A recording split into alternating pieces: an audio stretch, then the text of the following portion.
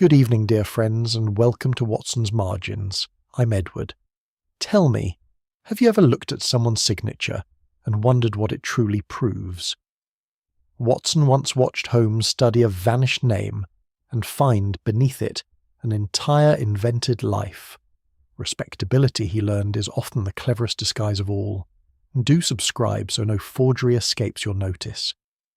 Now, look closer, for as Holmes knew, nothing is more telling than what someone works hardest to erase. Find us on the Watson's Margin Spotify channel, link below. Chapter 1. The Respectable House in Belgrave Square. Looking back across the many singular experiences it was my privilege to share with my friend Mr. Sherlock Holmes, I find that few began in a manner so unremarkable as the affair which I have chosen to set down here. It was, if my notebook may be trusted, a bitter morning in the third week of November, with a low fog pressing itself against the windows of our sitting room in Baker Street, and a fire that Mrs. Hudson had built up rather higher than usual against the chill. Holmes sat curled in his armchair, his dressing gown drawn about him, engaged in the somewhat unscientific pursuit of watching the fog thicken and thin against the glass. "You are restless, Watson," said he, without turning his head. "I confess I had not thought myself so," I answered, lowering my newspaper. "You have refolded the financial page 3 times, and twice you have glanced at the clock. Though we have no engagement before evening, it is not the news that troubles you, but the want of occupation. We have had a dull month, I could not deny it. Since the conclusion of the business at Copthorne, London's criminal classes had shown a regrettable lack of ambition, and Holmes had passed the intervening weeks in an idleness that ill-suited his temperament. It was, therefore, with something like relief that I heard, a few minutes before 11 o'clock, the sound of a carriage drawing up below, followed by a firm and deliberate tread upon our stair. "A gentleman of consequence," Holmes observed, rising, "and one unaccustomed to asking for help. Note the hesitation before the second knock, Watson. He has climbed our stair before he has quite decided what he means to say."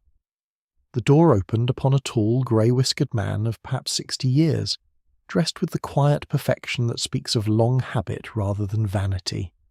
He introduced himself as Sir Edmund Harcourt, barrister and trustee of the estate of the late Charles Ashcombe. "You will forgive the earliness of my call, Mr. Holmes," said he, settling into the chair Holmes indicated, "but the matter I bring you is one which grows more delicate with every hour it remains unresolved." "Pray begin at the beginning, Sir Edmund," said Holmes, "and omit nothing, however trivial it may appear.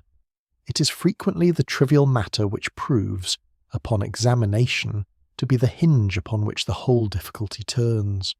Sir Edmund folded his hands and proceeded with the careful precision of a man long accustomed to the giving of evidence. Charles Ashcombe, he explained, had been a financier of the first respectability, a man whose fortune had for many years supported half a dozen charitable institutions about London, and whose death some 3 weeks previously had been mourned as a public loss no less than a private one. Among his papers had been found a signed declaration concerning the ownership of a substantial block of railway shares, a document of no small consequence to the disposition of his estate, and one which had been witnessed in the customary form by 2 gentlemen of unimpeachable character. "The first witness," said Sir Edmund, "was Dr. Lionel Mercer, who had attended Mr. Ashcombe professionally for above 10 years. The second was Mr. Adrian Vale, a private secretary of considerable discretion, who has for some years been employed in the households of several families known to me personally." "And the difficulty," Holmes prompted, his eyes half closed, though I had learned long since that this was the posture of his closest attention. "The difficulty, Mr. Holmes, is that Mr. Vale's signature has very nearly vanished from the document. Not torn away, you understand, nor crossed through, but faded, or, I ought perhaps to say, removed, with a delicacy that our clerks tell me could not have been accidental." Holmes opened his eyes at that. "Removed with delicacy. That is a curious phrase, Sir Edmund, and I think a precise one. You do not believe the ink has merely failed with time?" "I am assured it has not. The remainder of the document, written in the same ink upon the same day, is perfectly legible. Only Mr. Vale's signature has suffered." And what do the gentlemen concerned say to this? Sir Edmund spread his hands in a gesture of mild despair. That is the vexation of it, Mr. Holmes. There is no dispute among them, for there is nothing to dispute. Dr. Mercer is beyond question, a physician of the highest standing. I have known him myself these 15 years. Mr. Vale is equally beyond reproach. He has served in the most respectable households in London, always with the same quiet competence, and I have never heard a word breathed against his character. That is precisely what troubles me. A signature does not erase itself, and yet I can find no one, however closely I press the matter, who entertains the smallest doubt of Adrian Vale. At this Holmes sat forward, and I saw in his sharp, hawk-like face that particular kindling of interest, which I had come to recognise as the surest sign that a case possessed, beneath its ordinary surface, something of real substance. That, said he softly, is by far the most interesting feature you have yet related to me, Sir Edmund. Not the vanished signature. Ink may be persuaded to vanish by a dozen chemical means, and Watson here could name most of them from his medical training alone. No, it is the universal and unquestioning confidence in Mr. Vale's identity that arrests my attention. In my experience, a man who is above suspicion by common consent has generally taken very particular pains to arrange matters so. Sir Edmund looked startled, as though such a thought had not occurred to him, and did not entirely please him now that it had. You suspect Mr. Vale, then? I suspect nothing as yet, said Holmes, rising and reaching for his pipe upon the mantel. I have not seen the document, the room in which it was kept, or a single one of the persons concerned. I merely observe that a fact universally accepted without examination is, for that very reason, a fact that deserves examination above all others. Watson, I think we shall want our coats. Sir Edmund, would it be convenient for us to call at Belgrave Square this afternoon? Nothing could be more convenient, said our visitor, rising with evident relief, nor, I think, more necessary.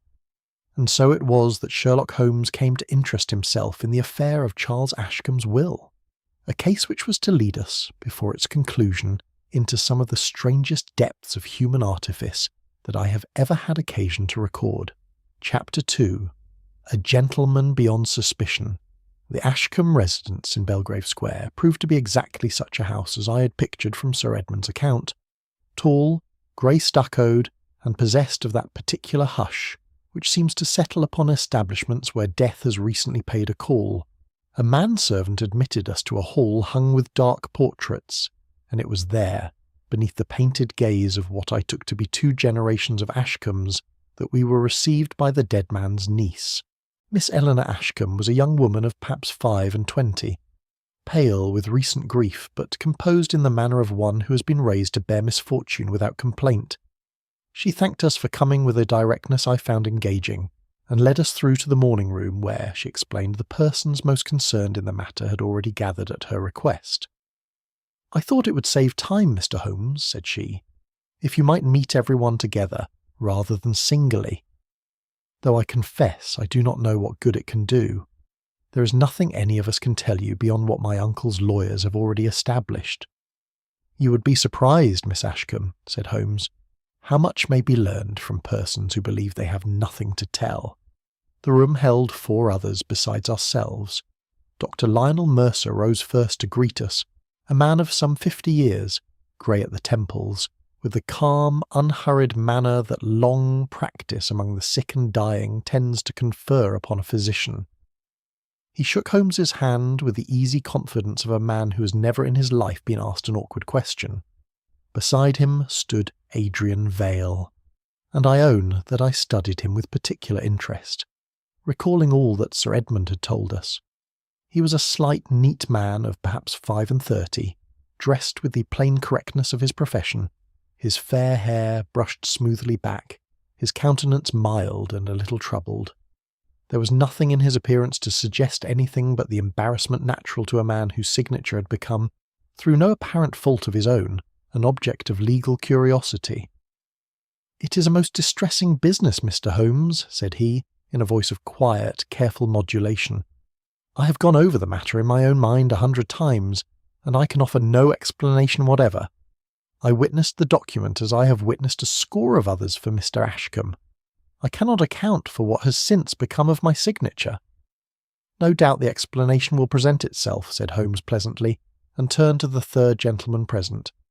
This was Julian Ashcombe, the dead man's nephew, a dark, restless young fellow of perhaps 30, who had none of Vale's composure. He greeted us with a curt nod and remained standing by the window, his hands thrust into his pockets, his whole bearing that of a man labouring under some private grievance.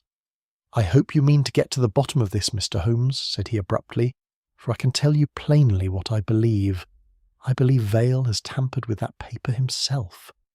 "Julian," cried Miss Ashcombe, colouring, "it is no more than the truth, Eleanor, and you know it as well as I. He has been sighing after you these 2 years past, and if he thought the settlement of the shares stood between him and some advantage of his own, I would not put it past him to have altered the thing out of pure spite." Vale's pale face flushed, though whether with anger or distress I could not immediately determine. "That is a cruel and baseless charge, Mr. Ashcombe," said he, with a dignity that seemed to cost him some effort, "and I think you know it to be baseless. I am willing, indeed I insist upon it, that Mr. Holmes should examine my handwriting as closely as he pleases. I have nothing to conceal." He drew from his coat a small memorandum book and offered it to Holmes with a steady hand. The fourth occupant of the room was a lady of middle years, handsomely though soberly dressed, who had said nothing throughout this exchange, but who watched it with an anxiety that seemed out of proportion to a mere family dispute. Miss Ashcombe presented her as Mrs. Clara Vane, a widowed friend of the family of long standing. "Mrs. Vane has been a comfort to us since my uncle's death," said Eleanor. "She dined here often in his lifetime, and has scarcely left us since." Mrs. Vane murmured something conventional and civil, but I observed that her eyes went more than once to Adrian Vale, and that she seemed to breathe more easily only when his attention was elsewhere. There remained but one other person material to our inquiry, an elderly steward named Thomas Rudge, who was sent for from below stairs, and who answered our questions with the stiff, deferential brevity of a servant of 30 years' standing. He could tell us little beyond confirming that the document in question had been kept, along with other private papers, in a locked drawer of Mr. Ashcombe's writing desk, to which only the dead man and, latterly, Sir Edmund had possessed a key.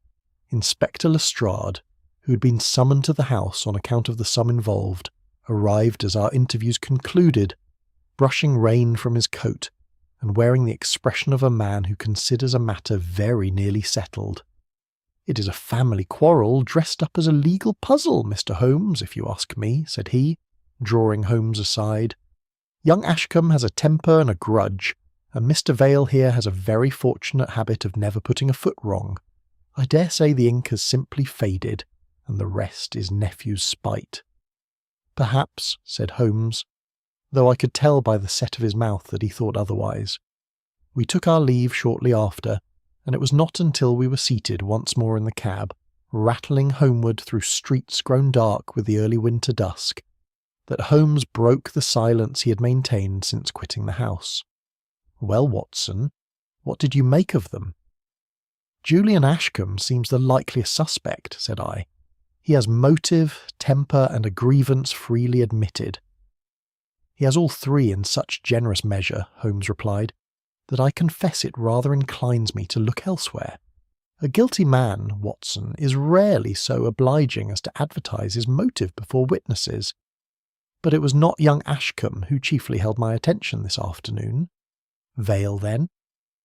"Vale," said Holmes slowly, drawing the memorandum book from his pocket and turning its pages by the light of a passing lamp, "offered me this with a promptness I found almost theatrical, and see here, his hand is remarkably even. Notice the formation of the letter E, the consistent slope, the uniform pressure of the pen from the first page to the last. Surely that argues nothing against him. A neat hand is no crime." "A neat hand is no crime," Holmes agreed. but a hand that never varies, that shows neither the haste of an urgent letter nor the fatigue of a late one, that is precisely as controlled on its final page as upon its first. Such a hand, Watson, is not merely neat, it is rehearsed. I begin to think that Mr. Adrian Vale's handwriting is perhaps more consistent than the handwriting of any living man has a right to be. He said no more upon the subject that evening, but I observed that he sat long over his pipe before the fire, the little memorandum book open across his knee, and that it was very late indeed before I heard him retire. Chapter 3. The Locked Writing Room. It was 2 days later, and I had very nearly persuaded myself that the affair of the vanished signature might, after all, prove one of those cases which resolve themselves quietly, without the assistance of my friend's peculiar talents, when a telegram arrived at Baker Street that put the matter beyond all doubt of its seriousness. Holmes read it standing still in his dressing-gown, and I saw his brows draw together in the particular fashion that told me something grave had occurred. "Mercer has been found unconscious in Ashcombe's writing-room," said he, passing me the flimsy sheet. "The room was locked from within. Lestrade requests our immediate attendance. Come, Watson, there is not a moment to lose, and you had better bring your revolver, though I confess I do not yet know against what we may need to use it." We found Belgrave Square transformed from the hushed and orderly household of our first visit into a scene of considerable agitation. A constable stood at the door, and within, in the small chamber that had served the late Charles Ashcombe as a study, we found Lestrade crouched beside a leather couch, upon which Dr. Mercer lay, pale and breathing heavily, while a second physician bent over him. "He will do well enough, Mr. Holmes," said this gentleman, rising. "A blow to the head, and something more, I think. There is a faint odour about him that suggests he may have been drugged as well as struck. He has said very little that makes sense, but he will recover. When may we question him? Not before evening, I should say. He's barely conscious even now." Holmes turned his attention to the room itself, and I confess that to my own eye it presented a scene of some confusion, but nothing that struck me as remarkable. A small writing desk stood beneath the window, its drawers disturbed. A decanter and 2 glasses stood upon a side table, one of the glasses lying shattered upon the carpet, its dark stains spread across the pattern like a wound. Beneath the window, half concealed by the heavy curtain, lay a gentleman's handkerchief, and Lestrade lifted it for our inspection with the air of a man producing conclusive evidence. "You will observe the monogram, Mr. Holmes, J.A. Julian Ashcombe, and I am reliably informed by no fewer than 3 of the servants that Mr. Julian was heard, not 2 hours before this was discovered, threatening in the plainest terms to settle the matter before midnight. He and Dr. Mercer had words in the hall, something about the doctor's evidence regarding the disputed document, I understand, and Julian was seen to enter this passage shortly before the writing-room was found locked. And the disputed statement itself? Gone, said Lestrade, with evident satisfaction, as though its disappearance confirmed rather than complicated his theory. The drawer in which it was kept stands open and empty. Holmes said nothing for a time, but moved about the small room with that curious stooping gait I had observed in him upon 100 other occasions, his glass now and again brought to bear upon some point on the carpet, the window frame, or the shattered glass itself, which he examined with particular care before setting down. "You're very ready, Lestrade, to fit Master Julian's coat to this crime," said he at length, "and I do not say you're wrong to consider him. But a coat that fits at the shoulders may yet prove too short in the sleeve. Tell me, has Dr. Mercer said nothing at all since he was found?" "A few words only, before he lapsed again into insensibility. Something about a voice in the corridor. He seemed distressed by it, though the sense of it escaped me entirely." "A voice? Whose voice?" "He could not say, only that it had, in his words, a faint northern accent, though what significance that could have I'm sure I do not know, for half the servants in this house are Yorkshire-born." Holmes's eyes brightened at this, though he made no immediate comment. Instead, he crossed to the hall stand, where several coats hung in the ordinary confusion of a household disturbed by alarm, and lifted one of dark grey worsted, turning back its cuffs to the light with evident interest. "To whom does this belong?" A footman, summoned to answer, believed it to be Mr. Vale's, though he could not swear to it, as several gentlemen's coats had been left in the hall during the confusion following the discovery. "You will observe, Watson," said Holmes, drawing me a little aside, "that the cuffs of this coat are worn upon the inner edge, here and here, in a manner that argues a man who carries something habitually beneath his arm. A portfolio, perhaps, or a case of papers, pressed close against the body. Yet the wear is uneven, heavier upon the left than the right, which is the reverse of what one would expect in a right-handed man carrying such a burden in the usual fashion. What do you make of that?"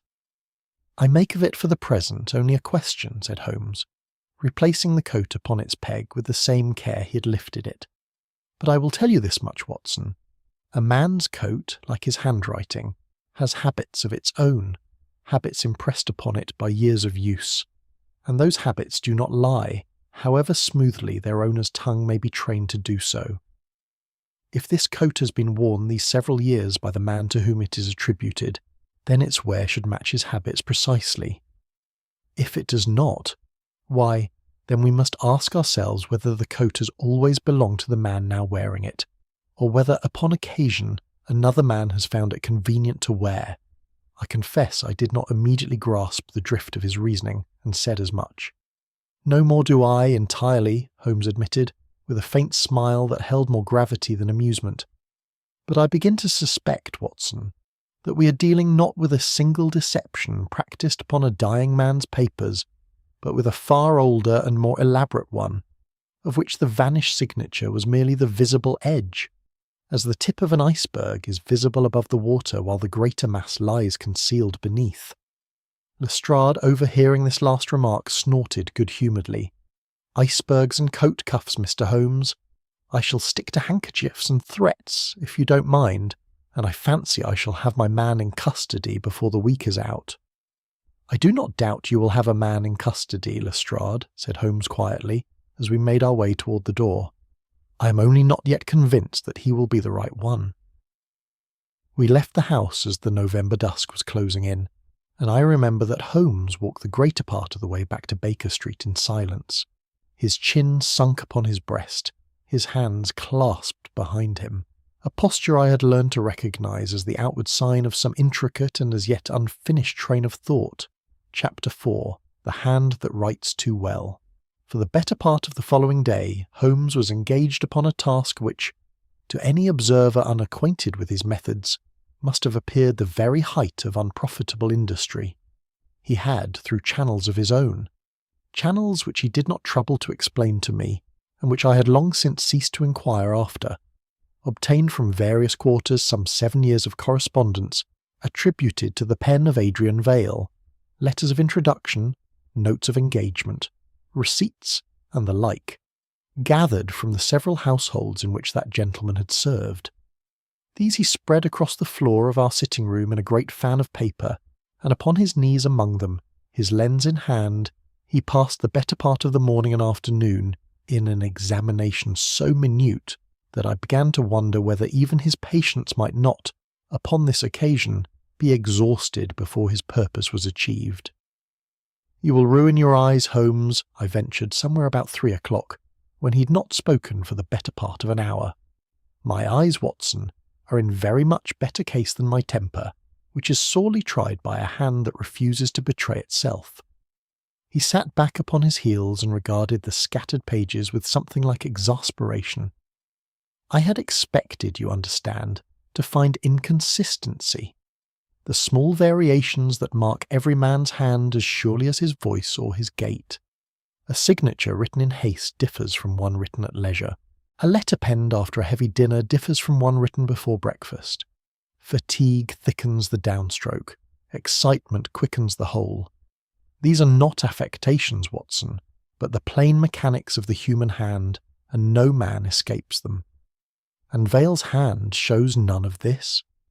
"Vale's hand," said Holmes, taking up 2 letters, one dated some 6 years past, the other a bare fortnight old, and holding them side by side beneath the lamp, shows almost none of it. Observe the capital A, Watson, as it appears in each. The same height, the same angle, the same small hesitation at the crossing of the stroke, repeated here in a letter written when the man was, by his own account, new to his situation and anxious to please, and here again in a note dashed off, so he tells us, between one engagement and the next. 6 years lie between these two letters, and I can find in them scarcely the difference I should expect to find between two letters written upon the same afternoon. I turn the pages over in some perplexity. Might not a naturally careful man simply preserve his hand unchanged through long habit? He might preserve its character, Watson, its general form, its proportions, but not, I think, its precise mechanical execution, letter for letter, stroke for stroke, across 7 years of a life that cannot have been without its variations of health and humour. No, this is not the hand of a careful man. It is the hand of a trained one, a hand that has been taught to reproduce itself, as an engraver's plate reproduces an image, rather than a hand that has simply grown into its habits. He fell silent a moment, and then drew from among the scattered papers a single letter, yellowed a little more than the rest, and held it apart. And here, Watson, is a small thing, but I think not an unimportant one. This letter is the earliest of the collection, written by its date, within Vale's first year of service to a family in Kensington. Read me the 3rd line. I did so. I have received the parcel, and will forward it to you the moment I am able. The word parcel, Watson. Look at the spelling. I looked, and confess I saw nothing remarkable, until Holmes indicated, with the tip of his pencil, a faint but unmistakable variation in the final syllable. A small looping flourish that I understood him to say was characteristic, in his considerable experience of provincial handwriting, of instruction received in the Scottish lowlands rather than in the English south. It is a trifle, Holmes admitted, and I should not build a conviction upon it alone. But Vale has told Sir Edmund, and I believe has told others besides, that he passed the whole of his childhood in Surrey, and was educated at a small private establishment near Guildford. A Surrey schooling does not commonly leave behind it the ghost of a Scottish hand, a ghost, moreover, that appears only once in this earliest letter, and never again in all the correspondence that follows. You think he corrected himself? I think, said Holmes slowly, that a man building a character, as an actor builds one for the stage, will sometimes forget himself in the first uncertain weeks of the performance, before the part has been thoroughly learned. After that, Watson, the performance may become very nearly perfect, but the first weeks are apt to betray what the later years conceal. Our conversation was interrupted at this point by the arrival of a note from Lestrade, brought round by a breathless constable, and its contents drove for the moment all thought of handwriting from my mind. Chemist in Wardour Street, Holmes read aloud, confirms Julian Ashcombe purchased 6 ounces of a solution used in the removal of ink stains, some 3 weeks prior to Ashcombe's death. Sale recorded and witnessed. Lestrade considers this conclusive. That is damning enough, said I. It is suggestive, Holmes corrected, folding the note and setting it upon the mantel, with a certain deliberate calm that I had come to recognise as concealing rather more feeling than it displayed. Though I observe that young Ashcombe has already offered an explanation, that he required the solvent for the restoration of certain antique maps in his possession, a hobby I understand him to have pursued for some years. A convenient explanation? Convenient, certainly. Whether it is also true is a separate question, and one I do not think we're yet in a position to answer. But you will notice, Watson, how very readily the case against Julian assembles itself. Jealousy freely confessed before witnesses, a threat overheard by no fewer than 3 servants, a solvent purchased and its purchase recorded, a handkerchief, monogrammed and unmistakable, left conveniently beneath the window. It is, I grant you, a most complete case. You say that as though completeness were itself a fault. I say it, Watson, because in 21 years of this work I've observed that guilt is generally a ragged, ill-fitting garment, torn here, patched there, betraying always some small inconsistency, where the truth has been forced to accommodate the lie. It is innocence, oddly enough, that so often appears untidy, contradictory, and poorly explained, for the innocent man has had no occasion to rehearse his story. It is guilt, when it has been carefully prepared beforehand, that sometimes fits with a neatness that ought, of itself, to arouse our suspicion rather than allay it.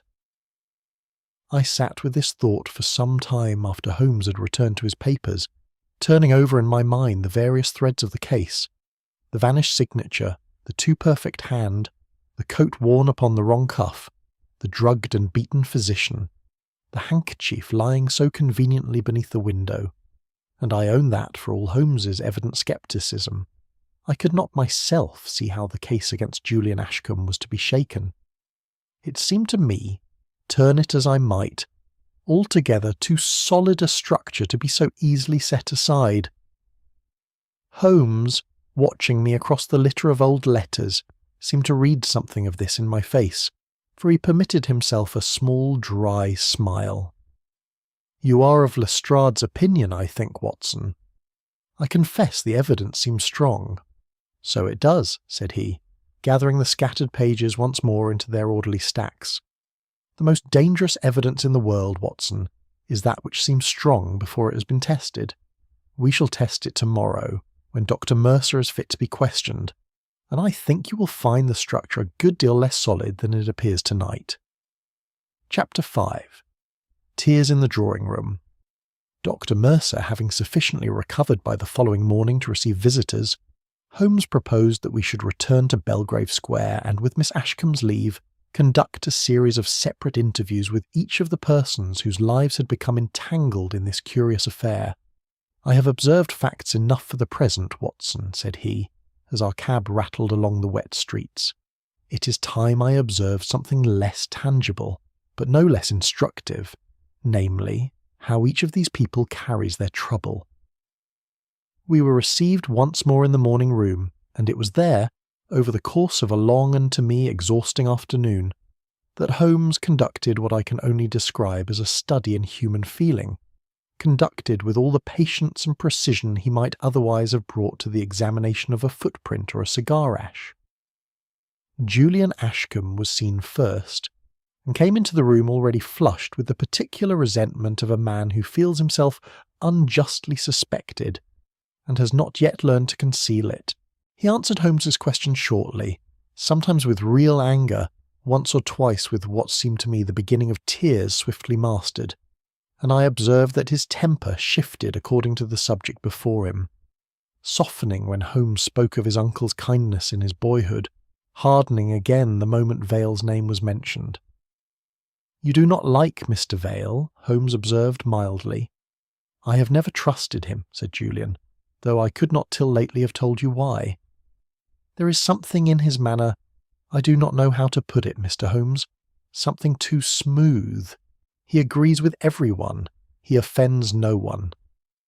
In 8 years I have never once heard him lose his temper, and I have come to think that a man who never loses his temper is a man who is always, in some fashion, acting a part.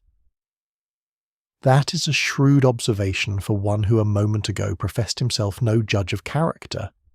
Julian coloured, but said nothing further, and was presently dismissed. Eleanor Ashcombe followed, and her interview was of a different temper altogether. She spoke of her uncle with a grief so evidently genuine that I saw even Holmes's habitual reserve soften somewhat in the face of it. Her eyes filled more than once, and her voice caught upon some recollection of the old man's kindness to her as a child, so that Holmes, with a gentleness I didn't always associate with his methods, turned the conversation aside before she was quite overcome. "She is honest in her sorrow," he remarked to me afterward, "whatever else may prove doubtful in this business." Mrs. Clara Vane was a more troubling subject. She entered the room composed enough, but I observed, as had Holmes before me, that her composure was of a brittle sort, liable to crack at unexpected moments. She answered readily enough upon the subject of Charles Ashcombe, of the family's kindness to her in her widowhood, of the comfortable years she had passed as a frequent guest beneath this roof. But the moment Holmes turned the conversation, almost carelessly, to Adrian Vale, her hands, which had lain quiet in her lap, closed suddenly upon the fabric of her gown, and a look came into her face that I can only call fear. "I know very little of Mr. Vale," said she, in a voice grown suddenly unsteady. "He has always been most correct in his dealings with his family." "You need not distress yourself, Mrs. Vane," said Holmes gently. "I have asked nothing that should cause you pain." "I am not distressed," said she, in a tone that gave the lie to her own words, and begged to be excused a few moments later upon a plea of headache, before Holmes had well finished his questions. It remained only to examine Dr. Mercer and Adrian Vale himself, and it was here, I think, that the true purpose of Holmes's method became apparent to me. Mercer, though still pale and moving with the careful deliberation of a man newly risen from a sick bed, answered every question with the same unhurried precision I had remarked in him at our first meeting, his account of the attack consistent in every particular with what he had earlier told Lestrade, his manner troubled but never evasive. Vale, when at last he was shown in, seemed to me, upon first appearance, very much the injured party he had claimed to be from the beginning, embarrassed, a little indignant, anxious to assist. But I observed, as the interview proceeded, that Holmes appeared to be testing him in a manner quite different from that which he had employed with the others. He pressed Vale upon small, almost trivial points, the precise wording of a letter written years before, the exact date of some minor transaction, and each time Vale answered with a promptness and a fluency that struck me upon reflection as very nearly remarkable in a man supposedly taken by surprise. Then Holmes, without warning, remarked, in a tone of the utmost carelessness, that certain persons in Sir Edmund's office had begun to whisper that Mr. Vale's professional competence had been considerably exaggerated by his own account of it. The effect was instantaneous, and to my eye entirely convincing. Vale drew himself up with every appearance of offended dignity, protested his years of faithful service, and spoke with a warmth that seemed, upon the surface, wholly natural. It was only afterward, when Vale had gone and we sat alone once more, that Holmes gave voice to the thought which had, I think, been forming in his mind throughout the whole of that long and curious afternoon. "You saw it, Watson, I think, though perhaps you did not know what you were seeing. I saw a man defend his character with some heat, as any honest man might do." "You saw a man defend his character," Holmes agreed, "with precisely the heat that character required, no more, no less. Consider Julian's anger, Watson, or Mrs. Vane's fear. Did either of those emotions strike you as measured, as proportioned to the offence? I confess they had not. No more did they strike me so. The sincere man, Watson, reacts to the wound, and the wound is rarely tidy. It bleeds too much or too little. It strikes where the speaker did not intend. It leaves the sufferer for a moment at a loss. But the actor reacts to the scene. He has rehearsed his indignation as he has rehearsed everything else, and it arrives upon its cue, performs its part and departs, leaving him exactly as composed as he was before the curtain rose. Before we quitted the house that evening, Holmes contrived a private word with Dr. Mercer, and asked him, almost as an afterthought, whether he had ever, in the course of his long acquaintance with Mr. Vale, had occasion to examine that gentleman as a patient. Mercer considered this a moment. "Once only, some years ago, after a trifling carriage accident, a shoulder wrenched, nothing more. I recall it chiefly because Vale mentioned in the course of my examining him that he had never before in his life suffered any serious injury. Yet I found, beneath his shirt, an old scar upon that same shoulder, a surgical scar unmistakably, and by its appearance some years healed. I thought little of it at the time. A man's history is his own affair, and I did not press him upon it." "You're quite certain of the scar's location?" "Quite certain, Mr. Holmes. I have examined a good many shoulders in the course of 30 years' practice, and I do not forget such things easily." Holmes thanked him and said no more upon the subject until we were once again in the cab, when he turned to me with an expression I had learned to associate with the moment when scattered threads begin, at last, to draw together into a single design. "A scar the owner denies, Watson, upon a shoulder that told a story its owner did not care to tell. I think we are drawing nearer to the truth of Mr. Adrian Vale than either Sir Edmund or Lestrade yet suspects." Chapter 6. The Man Who Had No Childhood. There followed a period of some 3 days during which I saw comparatively little of Holmes, for he had thrown himself into a course of inquiry that took him, by his own brief account, to the offices of half a dozen respectable families, to the record rooms of 2 provincial schools, and upon one occasion that he mentioned only in passing, to a theatrical agency off the Strand, whose business I did not at the time fully understand. He returned to Baker Street on the evening of the 3rd day in a state of suppressed excitement that I had learned, over the years of our friendship, to value above almost any other sign, for Holmes was sparing of visible enthusiasm, and reserved it for those occasions when a case had yielded up something genuinely rare. "I have spent 3 days, Watson," said he, flinging himself into his chair and reaching at once for his pipe, "in the pursuit of a man's childhood, and I have found, at the end of it, no childhood at all." "You mean Vale?"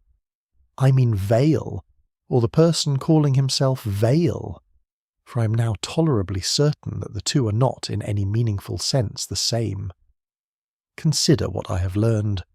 Mr. Vale's earlier situation, so far as I can trace it, was with a family named Grierson in Kensington some 8 years ago. His reference for that post came from a Mrs. Fanshawe, of Bath, who spoke most warmly of his character and competence. I have written to Mrs. Fanshawe. And she does not exist, Watson. Or rather, a lady of that name did once exist, and did once employ a secretary, but she died some 11 years since, a full 3 years before the reference bearing her signature was written.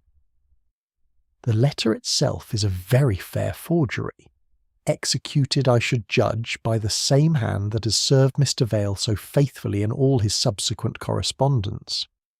I own that I sat forward at this, the full strangeness of the thing beginning at last to take hold of me. But surely the Griersons themselves could tell you something of the man they employed. The Griersons removed to India some years ago, and are not readily to be questioned.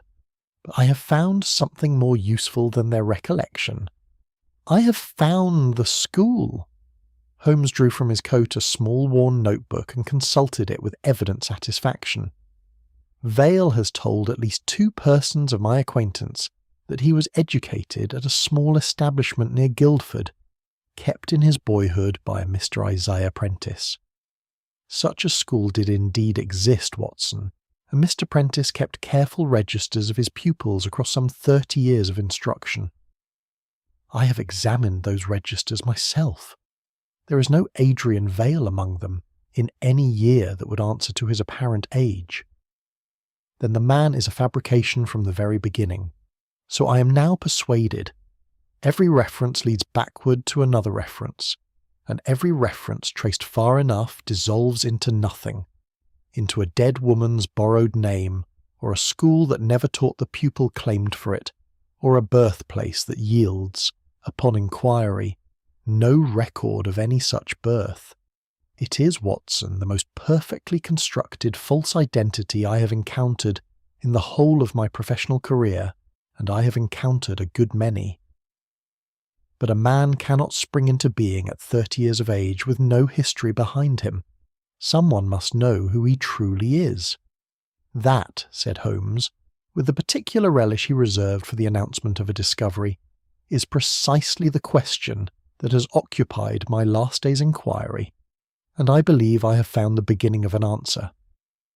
He rose and crossed to the small writing table, upon which lay a folder of papers I had not previously seen, and drew from it a photograph, somewhat faded, of a group of persons in theatrical costume, evidently taken upon some provincial stage. "Some 9 years ago," said he. "A young actor of very considerable talent, going by the name of Nathaniel Crowe, disappeared from the theatrical world under something of a cloud. He had been suspected, though never charged for want of sufficient proof, of complicity in a scheme of inheritance fraud practised upon an elderly widow in the north of England, a scheme that depended in no small part upon the forging of a deceased relative's handwriting and the impersonation, for a period of some weeks, of a nephew long believed lost at sea. Crowe was, by every account I have gathered, a mimic of quite extraordinary gift, able to reproduce a man's voice, his bearing, his very handwriting, with a fidelity that deceived persons who had known the original for years. I took up the photograph and studied it by the lamplight, but could make out little beyond a slight fair-haired young man standing somewhat apart from his fellows, his features indistinct with age and poor printing."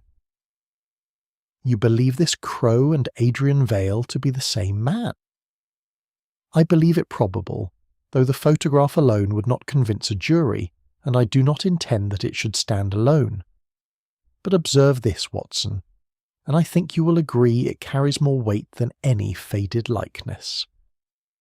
Among the few facts recorded of Nathaniel Crowe's history is an injury sustained upon the stage some 10 years since, a fall during a piece of stage business gone wrong, which left him, according to the newspaper account I have unearthed, with a wrenched and subsequently operated shoulder.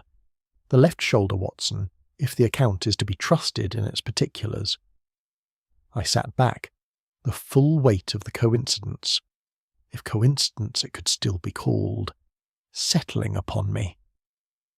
The scar Mercer described.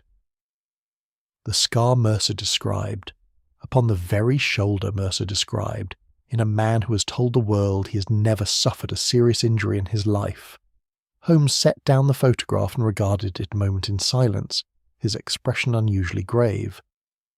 "I do not think, Watson, that Adrian Vale exists, or has ever existed, save as a costume worn by Nathaniel Crowe with such skill and such patience that he has, in the course of 8 years, made himself into the very thing he pretended to be.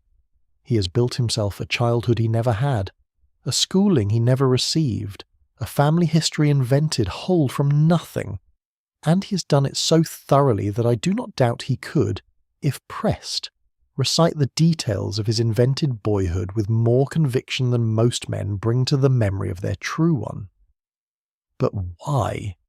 What could such a man hope to gain by 8 years of patient deception, culminating in nothing more profitable than a secretary's modest salary? That, Watson, said Holmes, knocking out his pipe against the grate, is a question I cannot yet answer, though I have my suspicions. A man does not construct so elaborate and so patient a disguise merely to fetch and carry letters for respectable families. Such patience argues a purpose of some magnitude, maturing slowly, and I begin to think that the disputed statement of Charles Ashcombe, far from being the whole of this affair, may prove to be only its final and most visible act, the moment at which 8 years of careful preparation was at last called upon to justify itself. He said no more that night, but I observed that he sat long before the fire with the faded photograph propped against his knee, and that his face, in the flickering light, wore an expression less of triumph than of a hunter who begins, for the first time, to appreciate the full size of the creature he has undertaken to track. Chapter 7. The Confession of Julian Ashcombe. The blow, when it fell suddenly, and from a quarter I confess I had not anticipated.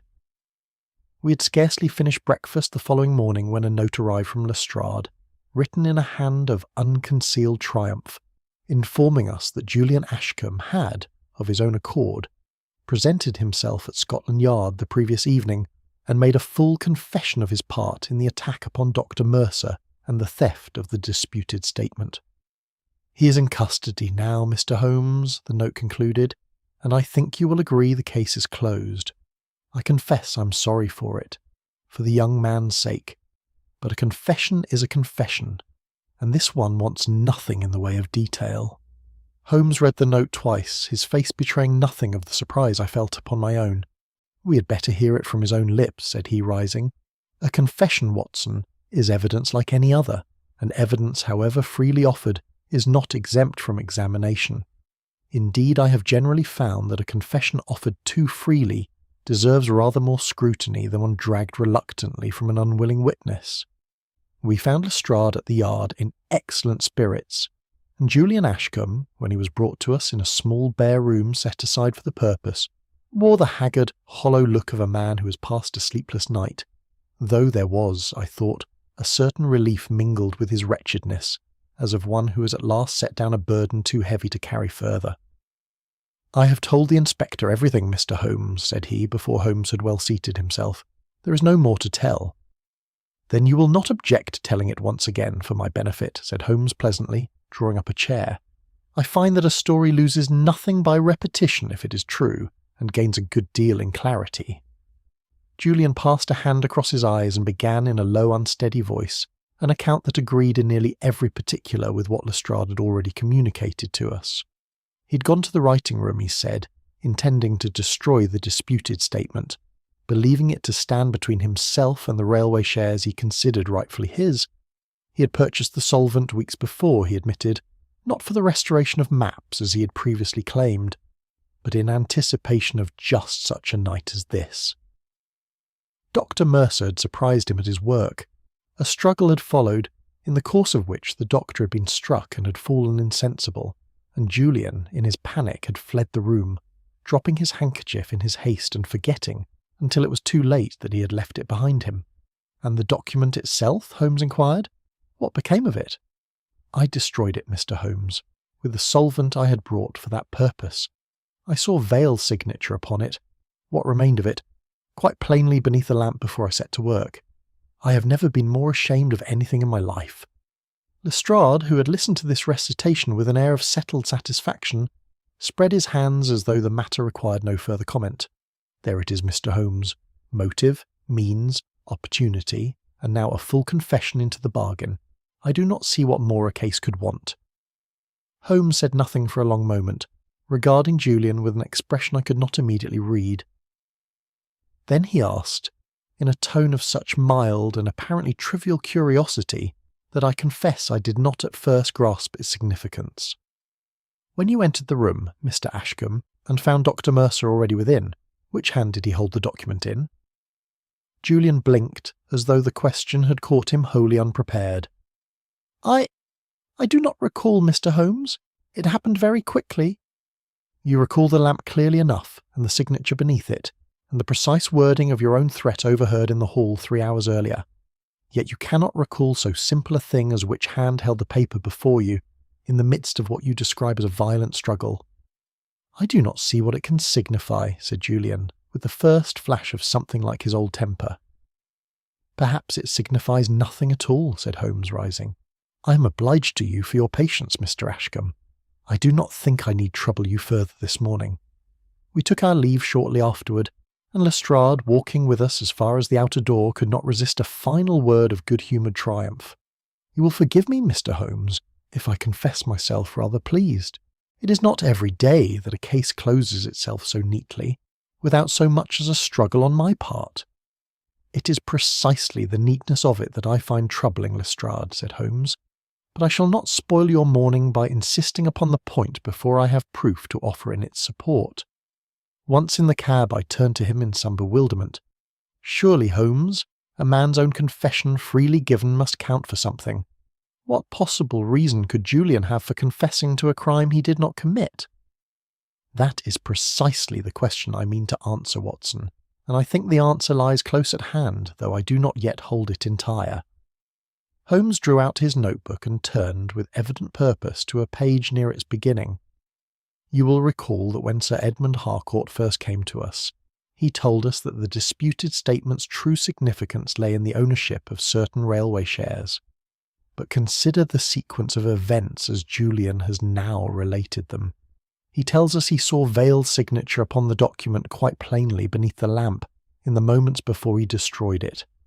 What of that? He was present in the room. He might well have seen it. He might, Watson, had the signature still been legible at that hour. But we know from Sir Edmund himself, and indeed from every account we have gathered since, that Vale's signature had already vanished from the paper before Julian ever learned of the document's existence. Vanished, moreover, some days before the night of the attack, for it was the vanished signature, and not the theft of the paper, that first brought Sir Edmund to our door.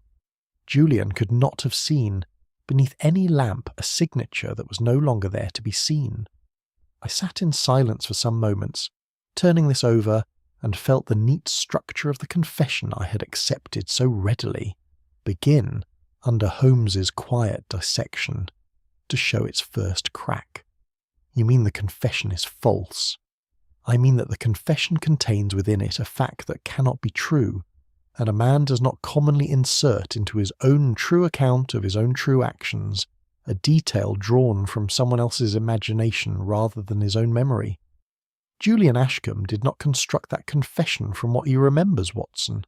Someone constructed it for him, and supplied him with a detail they believed would lend it colour, without pausing to consider that the detail could not, upon close examination, be reconciled with what we already knew.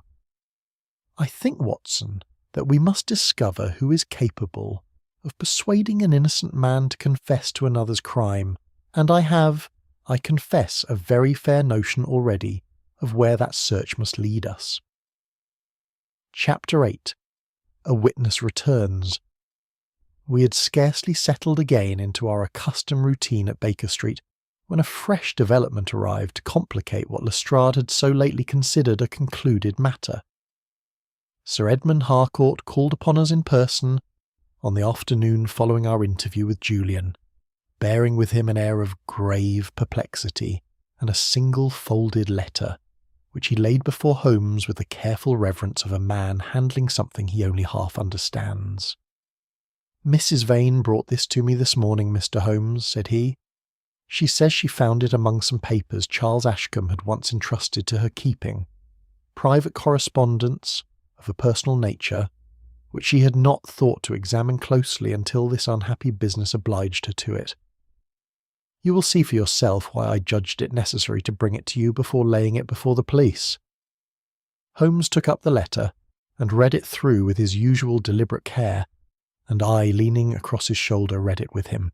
It purported to be written by Charles Ashcombe himself in the last fortnight of his life, and complained, in terms of unmistakable distress, that his nephew Julian had come to him more than once, demanding that the disputed declaration be altered in his favour, and had upon one occasion used language that the old man described as little short of a threat. "It is a damning document, if genuine," said Sir Edmund. "It would confirm everything Julian has himself confessed, and remove any last doubt as to his guilt." "It would indeed," said Holmes, though I detected in his tone none of the satisfaction such a confirmation might have been expected to produce. He turned the letter over, held it to the window, and examined the ink and the paper with his lens for a time that seemed to me disproportionately brief, given the importance Sir Edmund evidently attached to it. "You do not doubt its authenticity?" Sir Edmund asked, watching him. "I make no pronouncement upon it at present," said Holmes, returning the letter with a courtesy that gave away nothing of his true opinion. "I am obliged to you for bringing it to me so promptly, Sir Edmund, and I think, if you can spare me your confidence a little longer, that I may be able to settle the question of its genuineness within a very few days." When Sir Edmund had gone, Holmes sat for some time in silence, the picture of a man turning some delicate calculation over in his mind, and I forbore to interrupt him until he himself broke the silence. "The hand is a fair imitation, Watson, better than most I've examined, but an imitation none the less. I noticed it within the first line, though I did not think it wise to say so before Sir Edmund, who is not, I think, a man to keep a secret well when his conscience is engaged. We are dealing, I am now quite certain, with the same practised pen that forged Mrs. Fanshawe's reference 8 years ago, and has forged a good deal else besides in the years between. But knowing this and proving it to the satisfaction of a jury are two very different undertakings, and I have a mind to attempt something a little bolder than mere proof upon paper. What do you propose?" "I propose, Watson, to lie, though in a good cause, and to a person who has, I think, told a great many more considerable falsehoods than any I mean to offer in return." Holmes rose and crossed to his desk, drawing out a sheet of notepaper. "I intend to let it be known, through channels that will reach the right ears within a very few hours, that a certain firm of analytical chemists has perfected a process by which ink chemically removed from paper may nevertheless be restored and read, the erasure notwithstanding. It is not, I need hardly tell you, a true process. No such method exists to my knowledge, nor is likely to for some years to come. But our friend Nathaniel Crowe, whoever else he may deceive, has built his entire structure upon the assumption that the past, once erased, remains erased. I mean to see how he behaves when he believes that assumption to be false." The report was accordingly circulated that same evening, by means I did not fully inquire into, though I suspected the discreet cooperation of a journalist or two known to Holmes from previous cases, and Holmes arranged, with Lestrade's somewhat sceptical assistance, that the Ashcombe house should be quietly watched throughout the following night, while giving every outward appearance of being left, for once, unguarded. We took up our own position, together with 2 plainclothes constables, in a small unlit room adjoining the study, a little before 11 o'clock, and there we waited through some 3 hours of a vigil that I confess tried my patience a good deal more than it seemed to try Holmes's own, for he sat throughout in perfect stillness, betraying no impatience whatever, while I found myself starting at every settling of the old house's timbers. It was a little past 2 in the morning when we heard at last the faint and careful sound of a window being raised in the study beyond, followed by soft footsteps and the scrape of a drawer drawn open with evident caution. Holmes's hand closed upon my arm in the darkness, a silent signal, and at his nod we rose together and passed quietly into the adjoining room. The intruder bent over the desk with a dark lantern shielded in one hand and a sheaf of papers already gathered in the other, started up at the sound of our entrance with a suddenness that overturned the lantern and plunged the room into a confusion of shadow and scattered light. There was a rush toward the window, a constable's shout, a brief and ugly scuffle in the darkness, and then the sound of the intruder dropping from the sill into the service passage beyond and away into the fog before either constable could lay a proper hand upon him. "Let him go," said Holmes sharply, as one of the men made to give chase into the street. "We shall not catch him tonight, and I had rather he believed himself safe a little longer."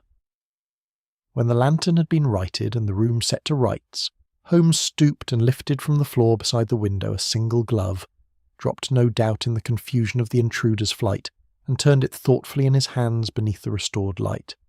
"You see this, Watson?" He held it toward me, and I observed upon its inner surface a faint discoloration and a curious, slightly greasy residue quite unlike anything I should have expected upon an ordinary glove. "What is it?"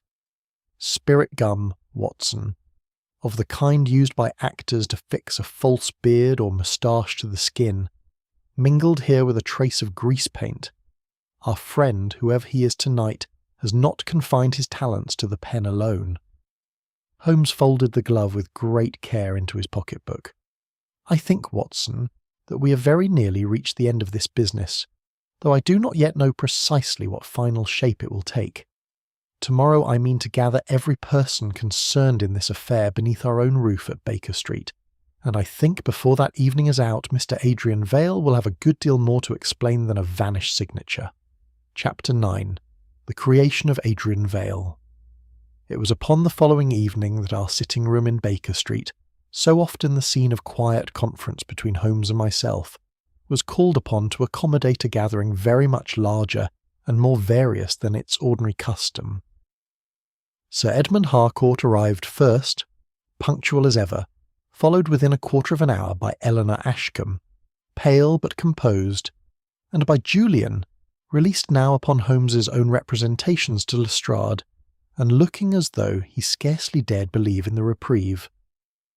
Mrs. Clara Vane came next, wrapped closely in a dark cloak, Her manner subdued almost to silence. Dr. Mercer followed, still moving with the careful gait of a man not yet fully restored to health, and Lestrade himself, arriving last of all, took up a position near the door with the air of a man who intends to miss nothing, whatever the evening might bring forth. Adrian Vale came last, shown up by Mrs. Hudson with every appearance of his usual composure, and settled himself in the chair Holmes indicated with a small, courteous inclination of the head that betrayed, so far as I could see, not the smallest apprehension. Holmes stood before the fire, his hands clasped loosely behind him, and surveyed the assembled company for a long moment before he began to speak. "I have asked you all to come here this evening," said he, "because a wrong has been done in this affair to more than one innocent person, and I do not think that wrong can be properly righted except before the eyes of everyone it has touched. I propose, therefore, with your indulgence, to relate the history of a man who does not, in point of fact, exist, and who has, for that very reason, been able to deceive nearly everyone in this room." Vale's countenance did not change, though I fancied I saw his hands resting in his lap grow very slightly still. "Some 9 years ago," Holmes continued, "a young actor of remarkable talent, known upon the provincial stage as Nathaniel Crowe, vanished from the theatrical world under circumstances that need not detain us here beyond noting that he was suspected, though never convicted, of a considerable fraud practised upon an elderly widow through the forgery of a dead man's hand and the impersonation, sustained over several weeks, of a nephew believed lost at sea. Crowe possessed, by every account I have gathered, an extraordinary gift for mimicry, of voice, of bearing, and, most dangerously of all, of handwriting." "This is a very interesting history, Mr. Holmes," said Vale in a tone of mild and well-sustained curiosity, "but I confess I do not see what it can have to do with me. You will, I think, before I have finished. Nathaniel Crowe, having narrowly escaped exposure in the north, did not abandon his talents. He refined them.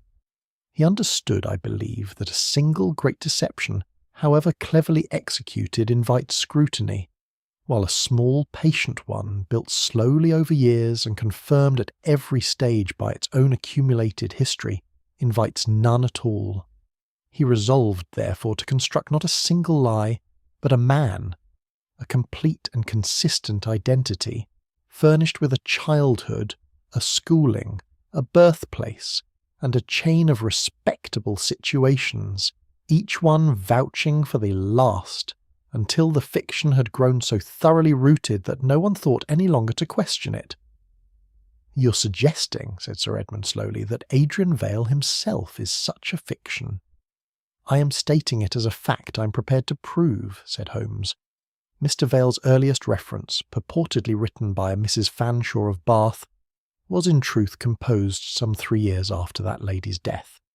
His claimed schooling near Guildford, under a Mr. Prentice, is unsupported by any entry in that gentleman's carefully kept registers. His handwriting, examined across 7 years of correspondence, shows a mechanical consistency no natural hand could sustain. The consistency, in short, of a script that has been trained rather than merely used. And in his earlier surviving letter, written before that training had been perfected, there appears a small but unmistakable trace of Scottish orthography, wholly inconsistent with a Surrey upbringing, and never repeated in any letter thereafter." Vale had grown very pale, but his voice, when he answered, remained under remarkable control. "Coincidence, an inference, Mr. Holmes. I have yet to hear a single fact that could not admit an innocent explanation." "Then let me offer you one fact that admits none," said Holmes, and I saw for the first time that evening something harden in his expression. Nathaniel Crowe sustained, some 10 years ago, a serious injury to his left shoulder in a fall upon the stage, an injury requiring surgical attention, and leaving behind it a scar of a particular and recognisable character. Dr. Mercer, who has examined you once professionally, some years past, following a trifling carriage accident, discovered upon your left shoulder a scar answering precisely to that description, though you yourself assured him, at the time, that you had never in your life suffered any serious injury. Every eye in the room turned toward Mercer, who inclined his head gravely in confirmation, and then toward Vale, whose composure, so carefully maintained through every previous thrust, showed at last the first visible crack. The disputed statement, Holmes went on, relentless now, was never chiefly concerned with railway shares, whatever its outward language might suggest.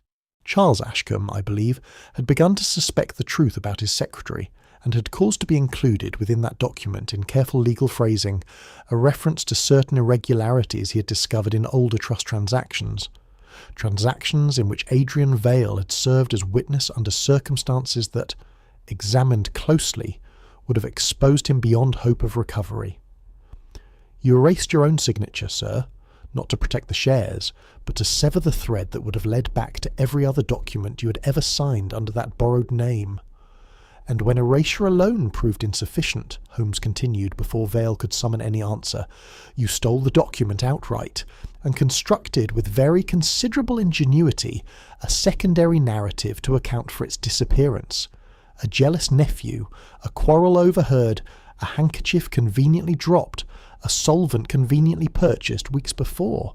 You drugged and struck down Dr. Mercer yourself, wearing, I believe, a coat not your own, to confuse any description that might later be given of you. And when suspicion nonetheless threatened to fall in a direction you had not intended, you obtained Julian Ashcombe's confession to a crime he did not commit, through the threat of some earlier indiscretion of his youth, which you promised to expose to the ruin of his cousin's happiness, unless he consented to shield you with his own liberty. Julian started up from his chair, his face working with an emotion that seemed, to my eye, more like released horror than surprise. It is true, Mr. Holmes. God forgive me. I did not know how else to save Eleanor from the disgrace he threatened. I thought myself the only one who could be blamed without destroying her happiness as well as my own. And the letter Mrs. Vane so lately produced, Holmes concluded, purporting to come from Charles Ashcombe's own hand, was a final forgery, composed to fix the guilt beyond any last doubt, once the confession itself began, under examination, to show signs of unravelling. Vale rose slowly from his chair, and I saw pass across his features, in the space of a very few seconds, something I can only describe as the falling away of a mask long and carefully worn. The mild, deferential voice he abandoned altogether, and when at last he spoke, it was in tones broader, harder, and unmistakably marked by the accent of the North Country he had spent 8 years labouring to conceal. "You've a rare gift yourself, Mr. Holmes," said he, "though I doubt it's ever bought you what mine has bought me. Well, you have your proof, I don't doubt, or near enough to it. I'll not trouble myself denying what a jury will hear proved plainly enough without my help." Lestrade, recovering himself, stepped forward at last and laid a hand upon the man's shoulder, and it was thus, in the small hours before a fire burned low, that Nathaniel Crowe, for so I must now call him, was taken formally into custody. The long and patient fiction of Adrian Vale extinguished at last in the very room where it had first, some weeks before, begun to unravel. Chapter 10. The Signature Restored. The weeks that followed Nathaniel Crowe's arrest brought with them the quiet, unglamorous business of setting to rights all that his long deception had disturbed, and I confess I found something almost restful in this final chapter of the affair, after the tensions of the weeks preceding it. Crowe was charged in due course with fraud, forgery, blackmail, and the assault upon Dr. Mercer, and Lestrade, whatever his earlier confidence in Julian's guilt, proved generous enough in acknowledging, both to us privately and in his official report, that the true solution had lain considerably beyond the reach of the evidence as it had first presented itself. Julian's confession was formally withdrawn once the circumstances of the coercion he had suffered were laid before the proper authorities, and though he bore, I think, some lasting shame at having so nearly allowed an innocent conviction to stand between himself and a truth he lacked the courage to declare unaided, Eleanor forgave him readily enough, and I had the satisfaction, upon a later visit to Belgrave Square, of seeing the two of them upon terms of an affection considerably warmer than the strained courtesy that had marked our first meeting. The railway shares themselves were distributed at last according to Charles Ashcombe's true and original intentions, the disputed statement having by then served its purpose, and yielded up, through Sir Edmund's careful legal reconstruction, all that its erased signature had once threatened to conceal. The reputations of those who had suffered under suspicion, Julian foremost among them, but Mercer also, whose steadiness under a cowardly attack had never wavered, were restored without further question. Mrs. Clara Vane's part in the affair proved, upon examination, a sadder and more pitiable one than either Holmes or I had at first supposed. She confessed in a private interview that Holmes conducted with a gentleness I did not always see him extend to persons less deserving of it, that Crowe had come into possession, through some earlier and more disreputable chapter of his career, of certain facts touching her late husband's conduct in business, facts that, made public, would have ruined what little remained of her position in society.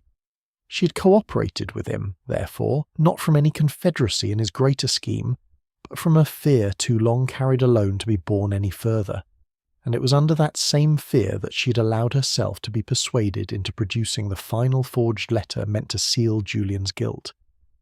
"She is guilty of weakness, Watson," Holmes remarked to me afterward, "and weakness is very often punished more severely by the world than crimes of a far graver character."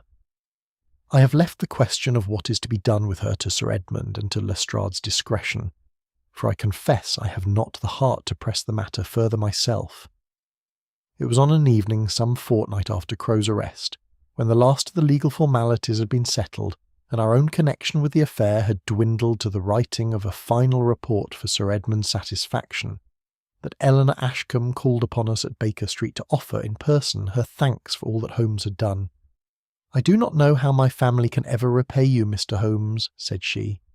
"You have saved us from a scandal that would have destroyed us all the more thoroughly for having been, in its outward appearance, so very respectable."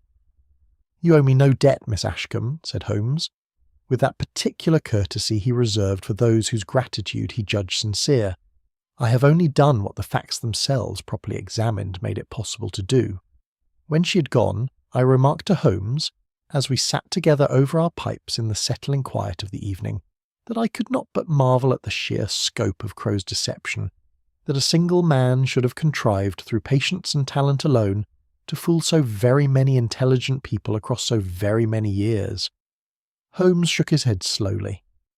"I do not think it was Crowe's cleverness that chiefly deceived them, Watson, remarkable as that cleverness undoubtedly was. I think it was their own willingness to be deceived, though they knew nothing of granting it." "How do you mean?" "Consider it, Watson.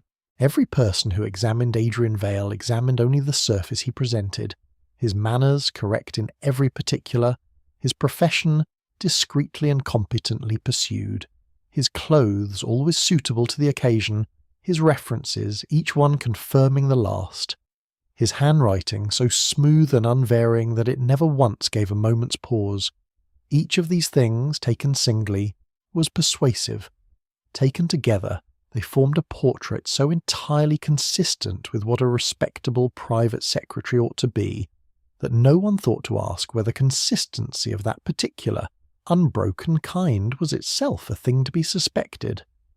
We trust the appearance of respectability, Watson, very often precisely because it is an appearance, smooth and untroubled by the small inconsistencies that mark the passage of a genuine life.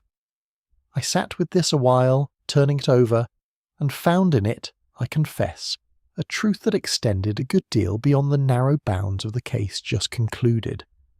Then the erased signature was never really the mystery at all. "No," said Holmes, knocking the ash from his pipe with a small reflective motion. "The erased signature was only the visible thread by which we were fortunate enough to catch hold of a far older unravelling.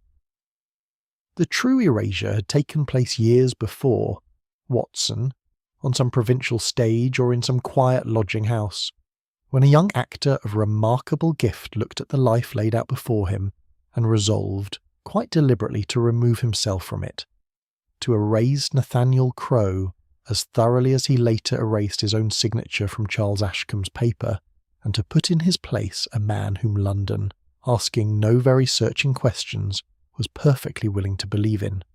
He rose and crossed to the window and stood for a moment looking down into the lamplit street below, where the fog of that first November morning had long since given way to the clearer, colder air of early winter. "It is a curious thing, Watson," said he, without turning, "how very often the plainest fraud is the one dressed most carefully in the clothes of the ordinary.